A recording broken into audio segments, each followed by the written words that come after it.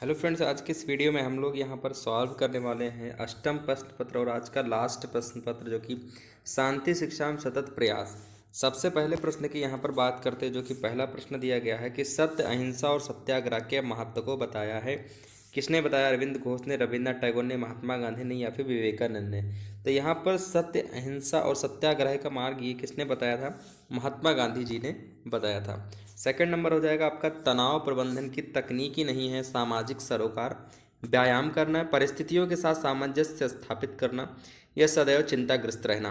तो ये चीज़ मैंने आपको बताई थी मॉक टेस्ट वाले में। जो भी आप लोगों ने अगर लास्ट वाला मॉक टेस्ट दिया होगा उसमें यह क्वेश्चन था तनाव प्रबंधन की तकनीक।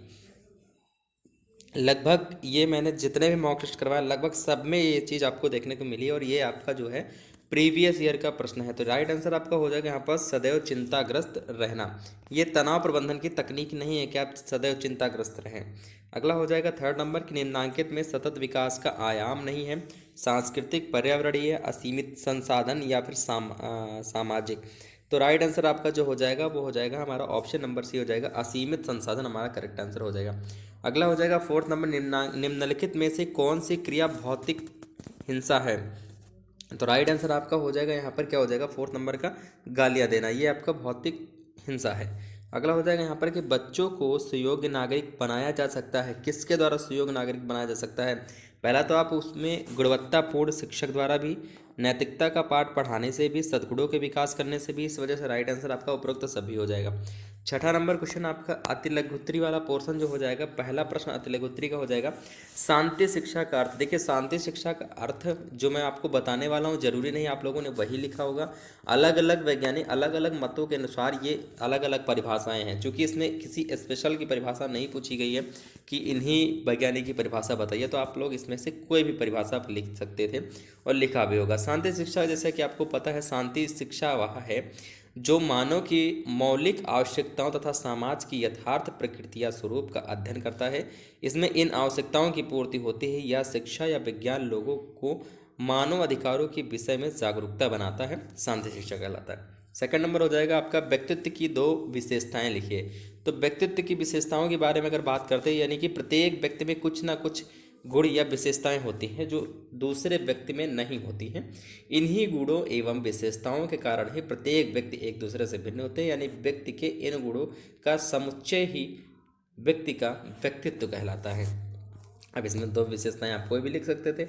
अगला हो जाएगा आपका यहाँ पर आठवां नंबर, चरित्र निर्माण से क्या तात्पर्य है? यानी किसी व्यक्ति के विचार, इच्छाएं, आकांक्षाएं और आचरण जैसा होगा उन्हीं के अनुरूप चरित्र का निर्माण होता है। यानी कि उत्तम चरित्र जीवन को सही दिशा में प्रेरित करता है और चरित्र निर्माण में साहित्य का बहुत ही महत्व है। यानी विचारों को दृढ़ता व शक्ति प्रदान करने वाला साहित्य आत्मनिर्माण में बहुत योगदान करता है। मानवाधिकार से क्या तात्पर्य है? यानी मानव अधिकारों से तात्पर्य उन सभी अधिकारों से है, यानी मानवाधिकारों से तात्पर्य उन सभी अधिकारों से है जो व्यक्ति के जीवन, स्वतंत्रता, समानता, प्रतिष्ठा से जुड़े हुए हैं। यह अधिकार भारतीय संविधान के भाग 3 के मूलभूत अधिकारों के नाम से वर्णित किए गए हैं। अगला हो जाएगा आपका यहाँ पर सत्याग्रह से क्या तात्पर्य है? सत्याग्रह जैसे कि आपको पता है सत्याग्रह आंदोलन भी था। सत्याग्रह की अगर बात करेंगे तो सत्याग्रह का मूल अर्थ यानी सत्य के प्रति आग्रह, यानी सत्य आग्रह। ठीक है, सत्य को पकड़े रहना और इसके साथ अहिंसा को मानना, अन्याय का सर्वथा विरोध यानी अन्याय के प्रति विरोध इसका मुख्य वजह है। और इसका मुख्य वजह यानी अन्याय का सर्वथा विरोध करते हुए अन्याय के प्रति बैर भाव न रखना सत्याग्रह का मूल लक्षण है। अगला हो जाएगा यहाँ पर सहपाठी या साथी की दो विशेषताएं। यानी समूह में जो छात्र प्रतिभाशाली होते हैं वे अपने सहपाठियों की शैक्षिक समस्याओं का समाधान निकालने में सहायता करते हैं। साथ ही किसी समस्या का समाधान न निकाल पाने की स्थिति में शिक्षक से सहायता प्राप्त कर सकते हैं। इस प्रकार अपेक्षित व्यवहारगत परिवर्तनों के कारण छात्रों को सीखने के उद्देश्य से प्राप्त होती है। तो आपने अतिलघुत्री वाला पोर्शन पूरा का पूरा सही किया होगा, साथ ही में बहुविकल्पी का पोर्शन है जो है वो भी आप लोगों ने करेक्ट किया होगा। क्योंकि आपको पता है अगर हम बहुविकल्पी की बात करते हैं तो उसमें पहला ऑप्शन तो सी हो जाएगा, दूसरा डी सही है और उसके बाद तीसरा सी सही है, फिर डी, यानी 2 सी और 2 डी सही हैं। ठीक है। बाकी लघु उत्तरी वाला पोर्शन तो आप लोगों ने किया ही होगा। बाकी बहुविकल्पी कितने आपके सही में कमेंट सेक्शन में जरूर बताइएगा। जय हिंद, वंदे मातरम।